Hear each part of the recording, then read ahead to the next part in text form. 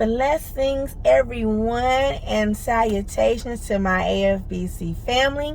I am Apostle Dr. C. Spears with God's Precious Design Ministries, and I want to welcome you to The Door is Open. So come on in. Let's have a coffee break with God. Okay, church, while I pour this smoking hot cup of coffee, I need you to subscribe, like, comment, and share so others can enjoy this special blend God has prepared for us today. I want you to take a look at what the Father has blessed us with today. Isn't that absolutely gorgeous? The water, the scenery God has provided. I think that is so beautiful. You know, when I look at things like this, I just ask myself, how do people believe there is not a God? Because they didn't do it. They did not place this here. This is not man-made. You know, even down to the geese that I'm looking at. You know, I even saw a rabbit run across the grass. I mean, it's just beautiful.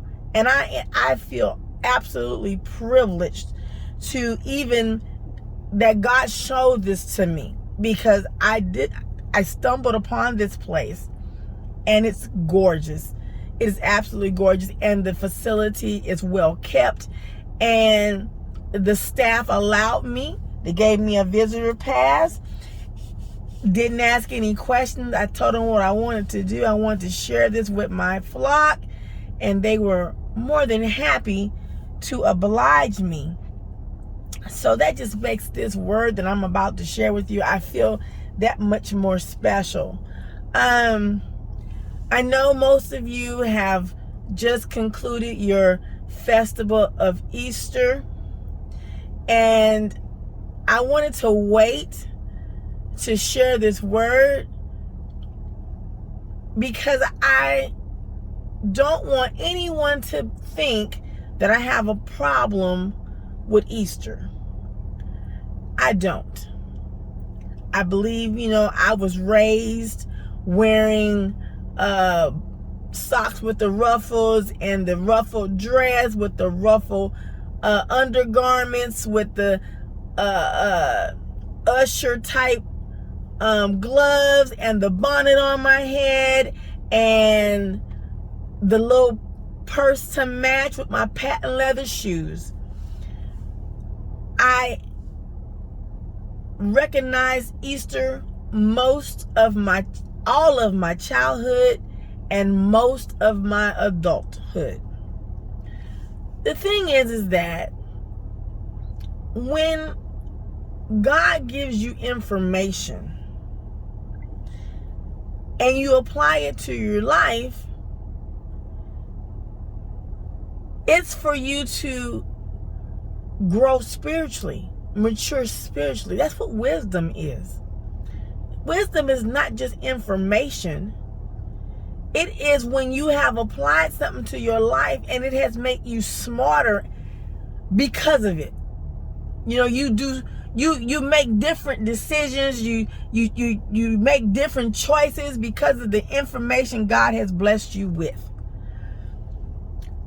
Easter is a festival. It has nothing to do with Christ. If it had something to do with Christ, it would not have been recognized prior to Christ being on the scene. The Passover has nothing to do with Christ. If it had something to do with Christ, it would not have been recognized before he was on the scene. Jesus recognized the Passover because the Passover is about recognizing when Jesus or when God released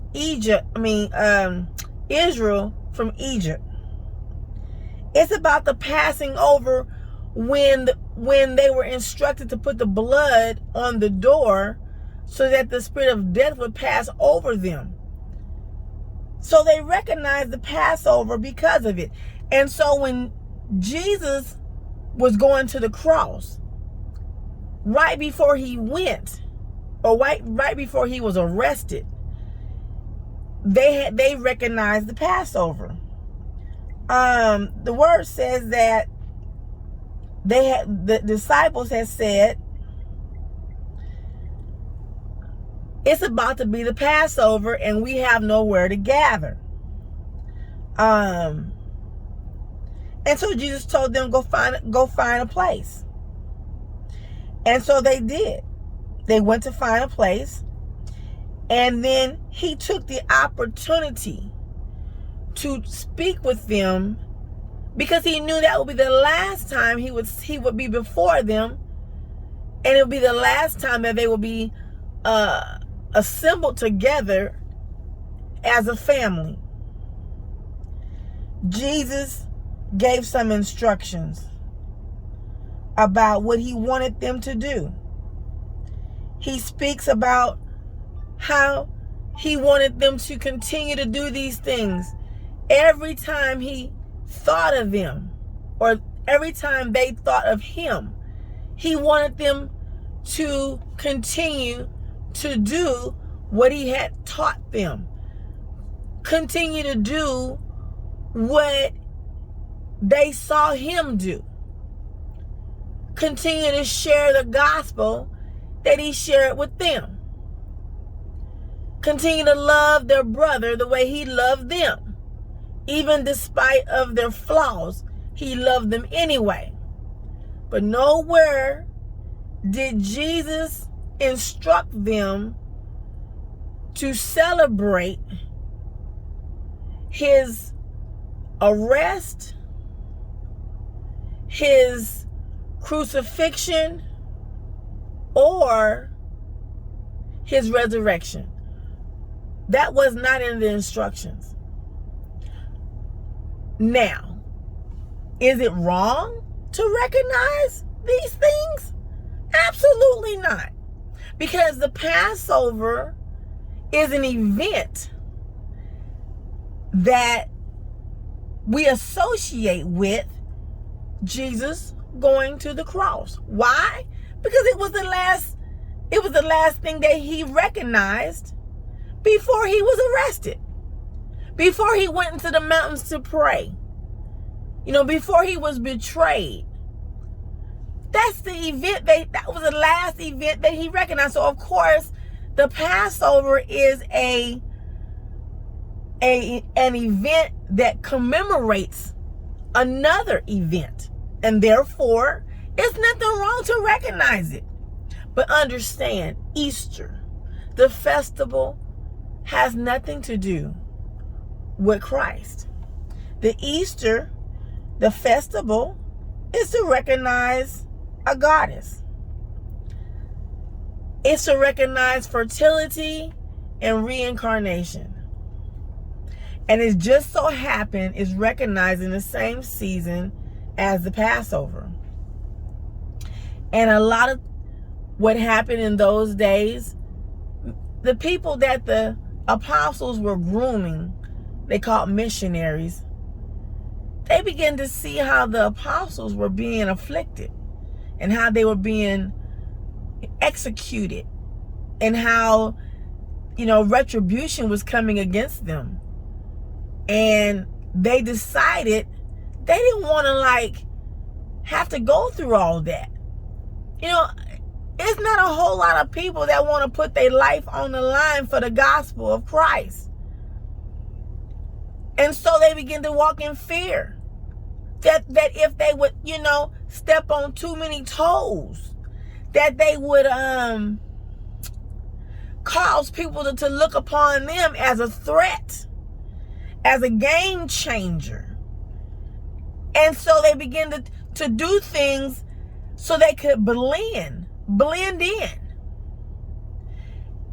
I want you to know that the missionaries had decided that they would blend in. How about we just join in on the festival of Easter. And we share this word on the down low. And we persuade the people to not recognize Easter, rather recognize the Passover, because that was what the religious law, or not law, but that was what the established religion was on the land at the time. And so, since the Passover commemorated, an event that took place during its time, which was Christ going to the cross, they felt if they would just kind of subtly share this information and subtly, urge people to don't recognize Easter, recognize the Passover, that they would gradually and quietly change people's minds and draw them to what they felt they needed to recognize in that season. The problem with it is that the Passover, I hate to say, is boring. And Easter is exciting. You got bunnies laying eggs and chickens, with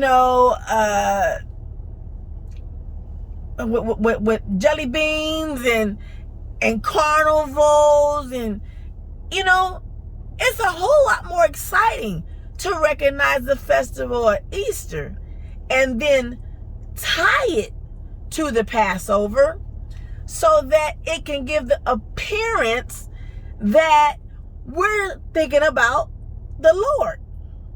But understand, Jesus should not be celebrated alongside a 9-foot bunny. And as quiet as it's kept, there is no such thing as an Easter bunny. And if he was, he don't lay no chocolate eggs. And the chicken don't put out jelly beans. And what is the significance of a basket? They ain't got nothing to do with Christ. And the fertility. Jesus even said, I'd rather you not marry. But if you can't keep it together, it's better to marry than to burn. Okay, so what does fertility have to do with that? And reincarnation? Jesus didn't come back as a chicken or a bunny. Jesus, the word says that Jesus sits on the right hand of his Father. He's not reincarnated.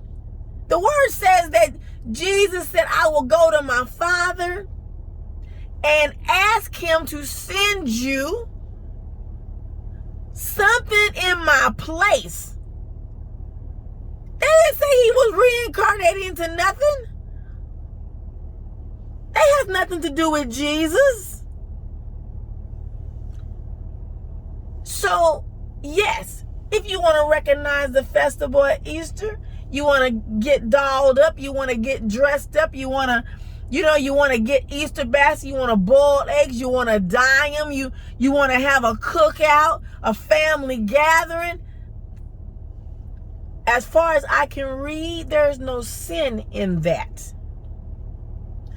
But when you want to recognize what the gift, the unselfish gift that Jesus gave to this world, I get offended when you want to tie it to a 9-foot bunny and a chicken.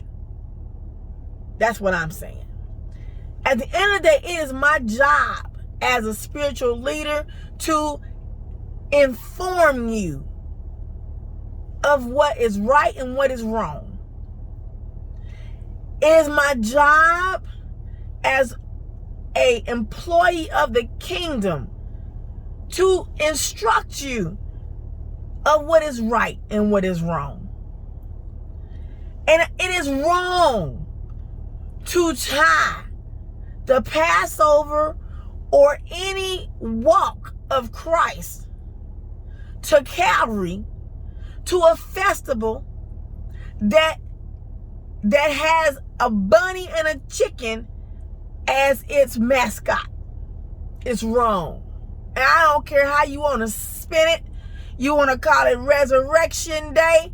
You want to call it sunrise, whatever. It's still wrong. It don't make it right. It's still wrong. So, once again, I am not complaining or saying that you cannot recognize any festival you want. But I want my flock to understand that Easter has nothing to do with the Passover, with Jesus being arrested, Jesus being beat, mocked, interrogated like a criminal. It has nothing to do with him being put before the people and the people choosing a murderer instead of him. It has nothing to do with that cross he bared and fell to his knees trying to carry up to Calvary. It has nothing to do with them putting them nails in his feet and his hands. It has nothing to do with him being on the cross and sustaining himself for a certain amount of time until it was finished, until the word says he gave up the ghost. It has nothing to do with it. Recognize Jesus. Recognize his sacrifice. Recognize what he did for us. Recognize what he saved us from. Because the word says that when he called out to God and he said, "Why have you forsaken me?" The word says that the sky went black and the veil was torn. I ain't seen no bunnies or no chickens running about. I didn't see no jelly beans, no Easter colored eggs, none of that. All we saw was that it went black and the veil was torn. And then he said, "Forgive them, for they know not what they do." He saved us from God's wrath. That's the first thing he saved us from. I didn't see no spring color cotton candy or jelly beans or chocolate covered eggs or caramel filled or cluster filled eggs, or I didn't see any of that. Now mind it, I like eating all those things, but I didn't see any of that. So how could these festivities be about the Christ? I want you to think about that. Not trying to be harsh, not trying to be cruel. I love spring colors like the next person. But I want you to understand that, God looks upon us and how we do. And he lets us know. He reveals to us what's right and what's wrong. You say it's a house of God, then you have to teach what is honorable, decent, and right before God. At least in his house. At least in his house.